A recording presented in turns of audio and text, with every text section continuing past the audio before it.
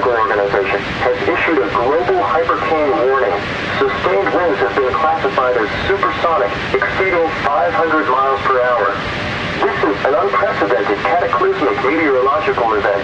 All continents fall within the predicted path. Evacuation to underground shelters is required immediately. All shoreline populations must activate survival protocols. Do not attempt to travel by air or sea. The following protocols are now in effect worldwide. All public power grids will be deactivated in 10 minutes to prevent extensive electrical explosions. Citizens are instructed to immediately seal all underground ventilation shafts and activated auxiliary power cycles. Local authorities have ceased active rescue operations. No further communications will be issued by this station.